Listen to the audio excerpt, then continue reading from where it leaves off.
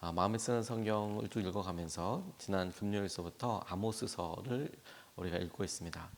아모스는 북이스라엘에서 활동했던 선지자이고 이사야와 동시대 활동했던 이사야 미가 선지자보다도 약간 나이가 많았던 연배가 조금 더 있었던 그런 선지자로 그의 글을 통해서도 확인이 될 수 있습니다. 직업이 선지자가 아니었고 원래 목동이었다. 그가 스스로 그렇게 밝히고 있는데 하나님께서 특별한 일들을 위해서 그에게 메시지를 주시고 은혜를 주신 것이라고 싶어요. 그는 유다 출신 사람이었지만 활동은 북이스라엘에서 했습니다.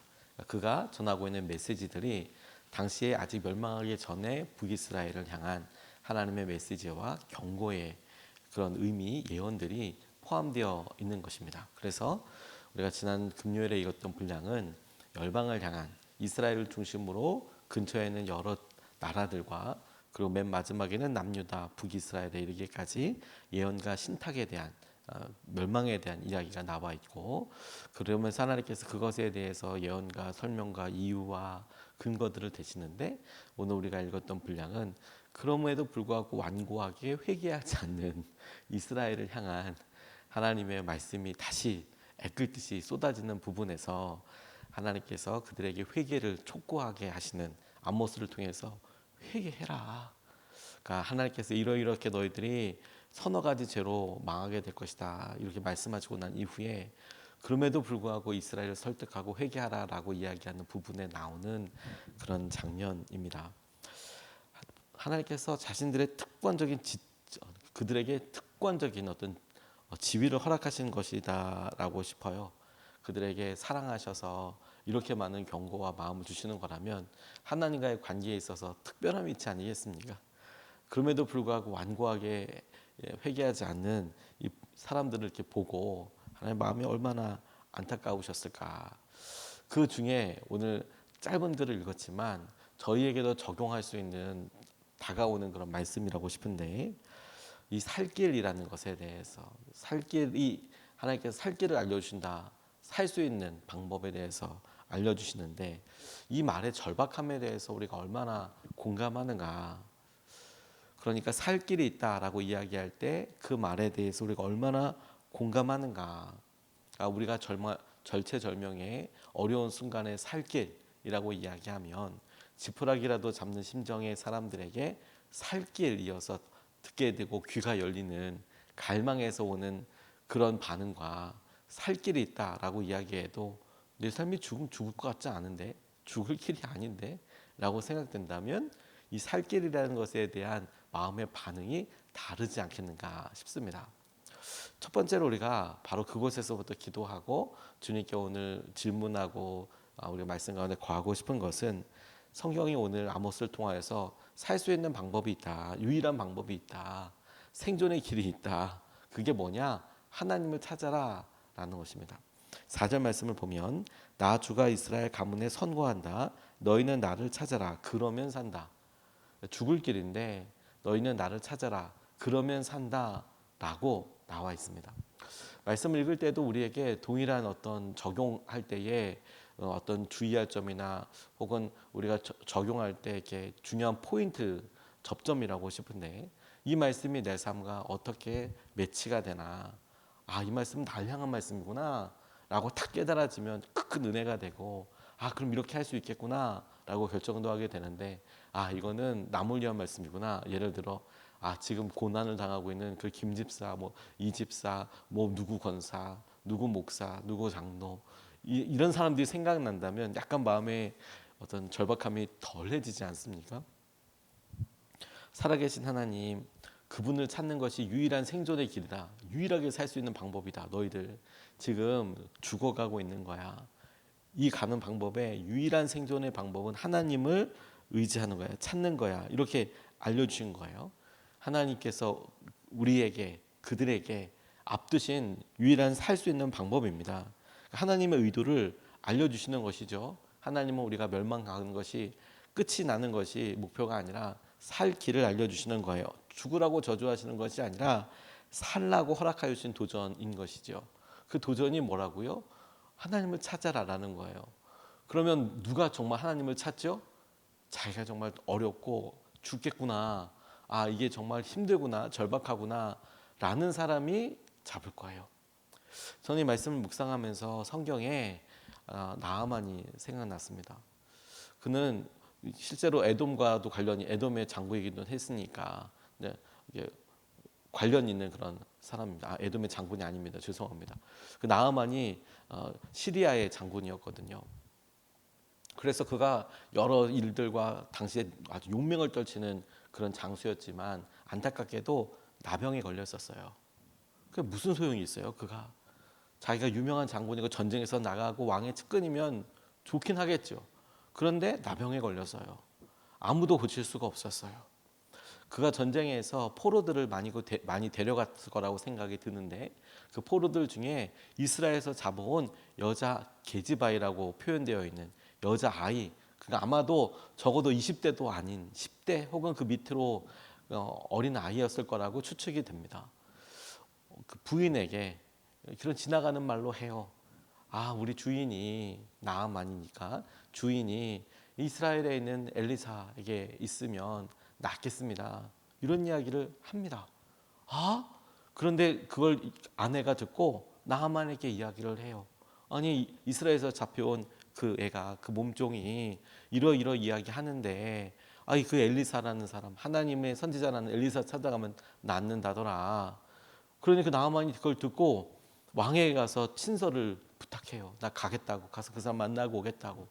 그리고 그 사람이 실제로 어떤 예물 같은 걸 미리 준비해서 왕에게 찾아가고 여차저차해서 엘리사에게 나아가는 장면이 열왕기에 아주 자세하게 나와 있습니다. 근데 여기서 진짜 기적.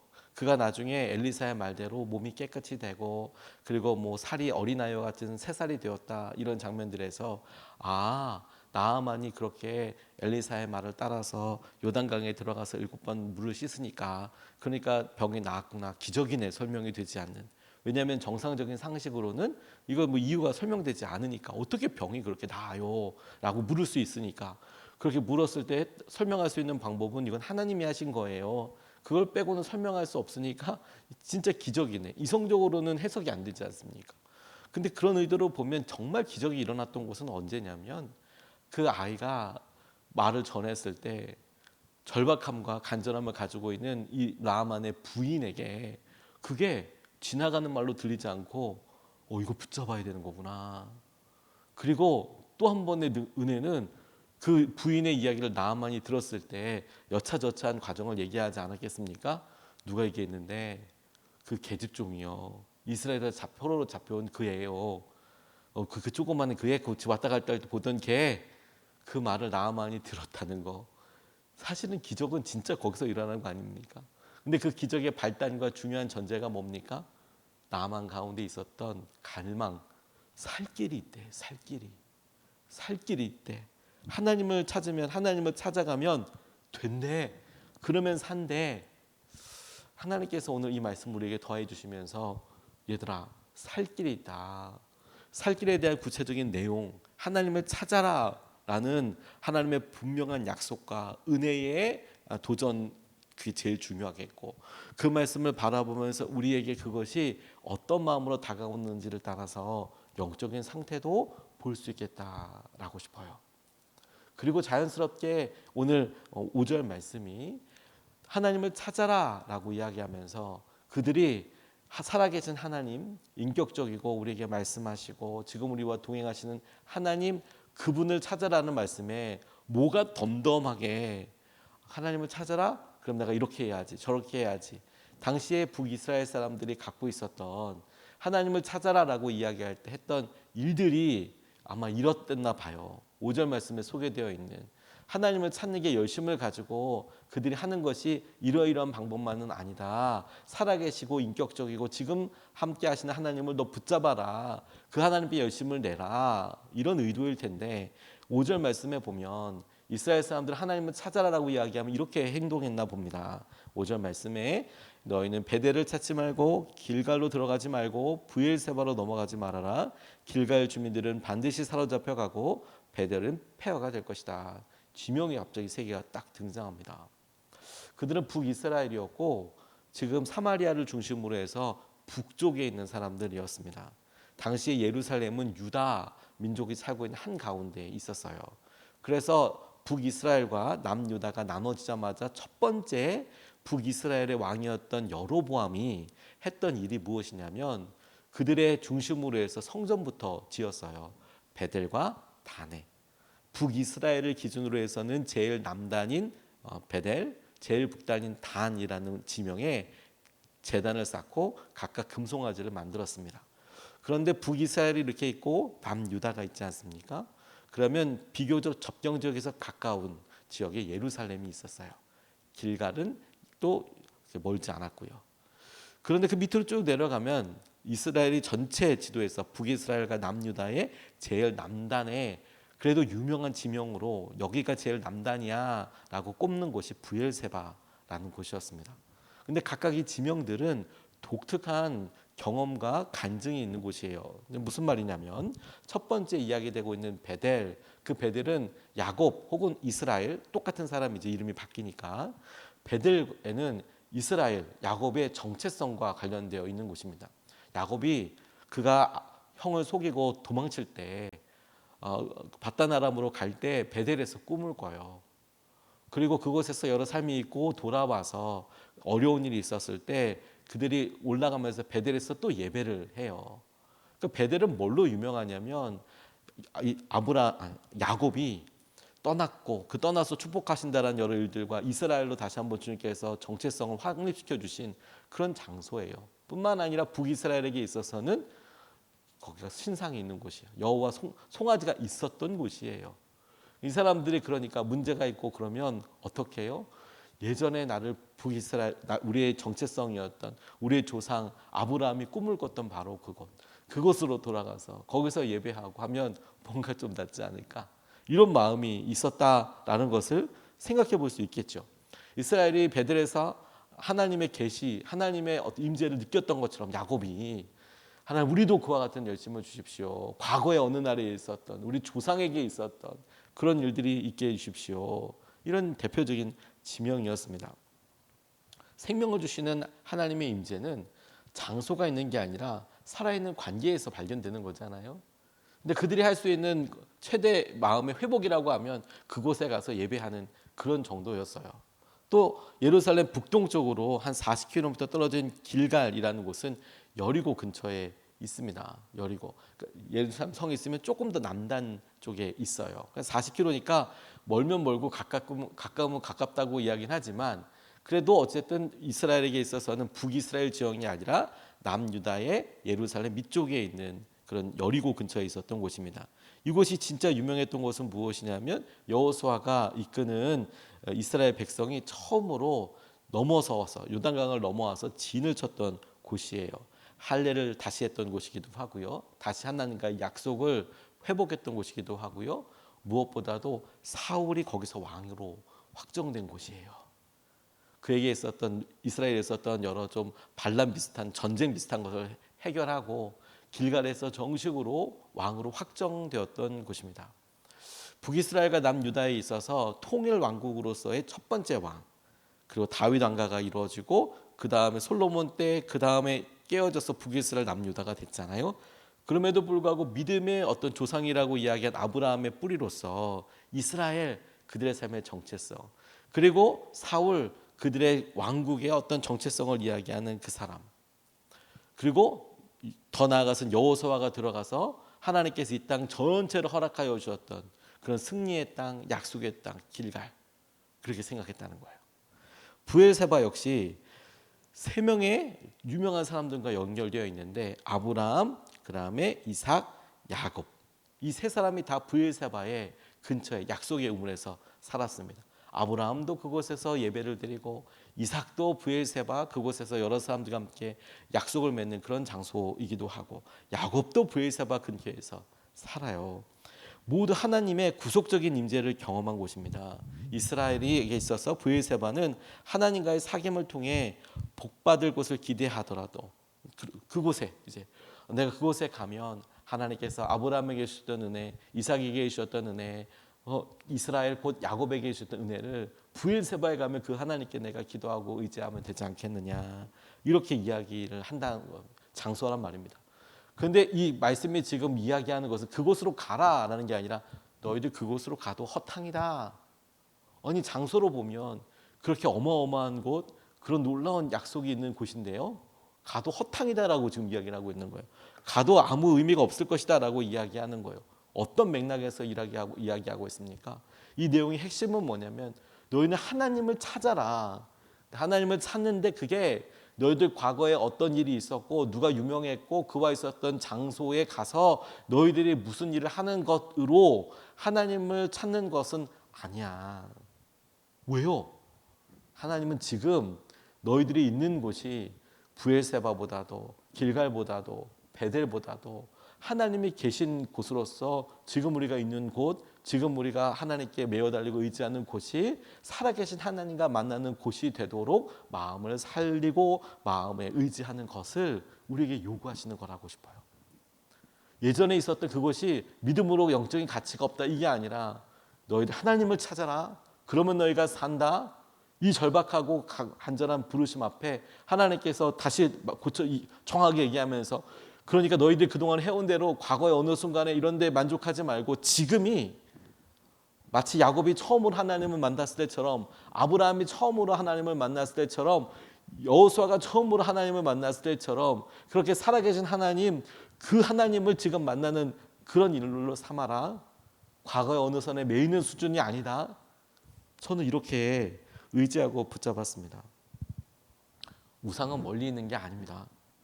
우상은 뭐 보여져 있고 이런 것만은 아니에요. 요즘 보니까 더더욱 그렇다고 싶습니다. 오히려 만들어져 있고 보여져 있으면 더 명확하죠. 아, 저거 우상이구나. 저거 뭐 뭘로 만들어놨구나. 금으로 만들어놨고 은으로 만들어놨구나. 근데 우상은 사실 교묘하게 우리의 마음속에 하나님보다 더 의지하는 안 보이는 물건, 안 보이는 것이나 안 보이는 의지나 신뢰나 이런 것들과 요즘은 관련이 있더라고요. 사실 그게 문제인 것이죠. 요즘은 뭐 아세라 상, 이스타로스 상 이런 걸 만들어 놓고 절하고 이러지는 않겠죠.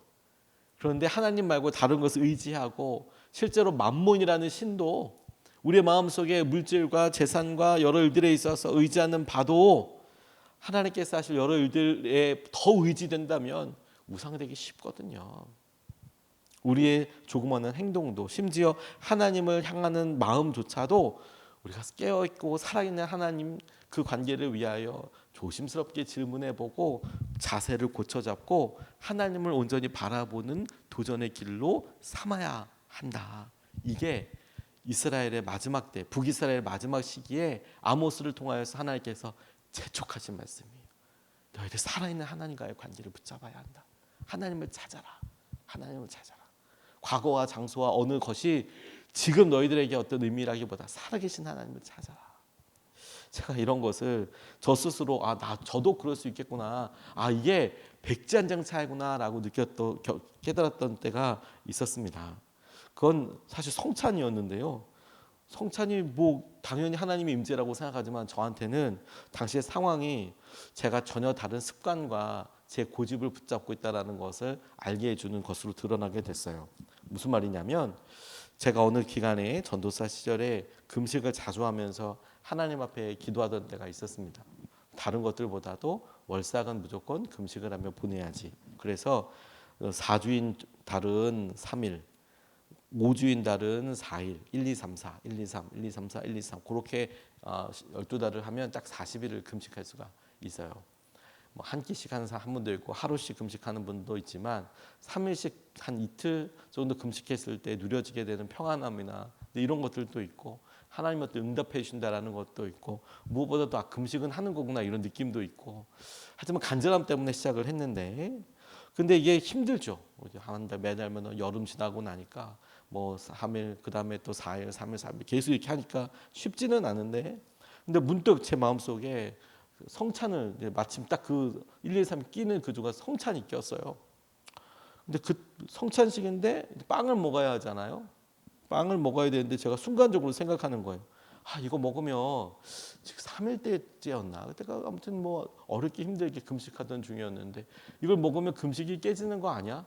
지금까지 잘 고민하면서 기도하면서 잘 금식하면서 왔는데 성찬을 받아 먹으려고 하는데 빵이잖아요. 또 빵을 또 많이 주셨던 것 같아요. 이걸 먹으면 내가 이거 좀 이게 금식이 깨지는 거 아니야? 와, 제가 지나가는 생각이라도 그런 생각 퍼뜩 든 게 너무 깜짝 놀랐어요. 그리고 주님께서 그 짧은 시간에 저한테 이렇게 물어보시는 것 같았어요. 야, 너 그걸 빵이라고 생각하냐? 내 몸이라고 생각하느냐? 너무 단순한 질문이죠. 주님, 이건 주님의 몸입니다. 주님의 몸을 주신 것을 제가 먹습니다. 그게 금식이랑 무슨 상관이냐? 너 그거 배부르려고 먹는 거냐? 아니면 주님의 은혜를 기념하기 위해서 먹는 거냐? 주님, 제가 당연히 배부르려고 먹는 거 아닙니다. 그건 무슨 문제냐? 근데 제가 그 모습을 통해서 제 마음속에 있는 내가 이거 자랑하고 싶어 하는 거구나. 이거 내가 하나님보다도 내가 그런 행동을 한다는 것에 더 안심하고 있구나.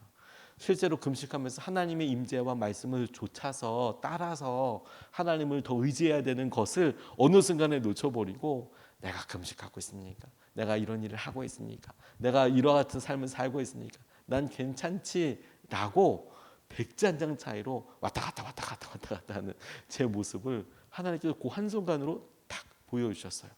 그리고 나서 제가 하고 있었던 그런 일들로부터 조금 더 자유롭게 하나님을 예배할 수 있게 됐어요. 브에세바 너무 있는 곳이죠. 베델 너무 의미 있는 곳이죠. 길갈 너무 의미 있고 생각날 때마다 우리의 첫 마음을 생각해 볼 수 있는 좋은 장소이기도 하죠. 그런데 그런 좋은 장소들보다 이렇게 위급하고 힘들 때, 너희들 마음이 갈급할 때 그런 장소, 과거의 어느 시점에 매이지 말고 살아계신 하나님을 찾아라. 그 주님과 오늘 동행해라. 이 말씀을 붙잡고 오늘 우리 같이 기도하면 좋겠습니다. 오늘 두 가지 말씀을 같이 나눴습니다. 하나님께서 우리에게 살 수 있는 유일한 방법, 하나님을 찾아라. 첫 번째 알려주셨어요. 그러면서 산다. 두 번째, 잘못된 길로 가지 마라. 과거에 매이지 말고 살아계신 하나님과 따라가는 온전한 길을 따라서 나아가라. 우리 그 길을 붙잡고 오늘 두 번 나눠서 같이 기도하시겠습니다. 첫 번째로, 하나님, 우리를 시험과 죄로부터 구원하여 달라고 기도하겠습니다. 우리가 정말 주님께서 주신 은혜와 주의 마음을 누리게 하여 주실 때 특별히 우리를 시험과 죄로부터 구원하여 주시고 주님의 마음을 누리게 하여 주시고 주님께서 행하시는 것을, 주님의 은혜를 하나님 우리가 보고 알고 누리게 하여 주십시오. 우리가 첫 번째로 같이 함께 기도하시겠습니다.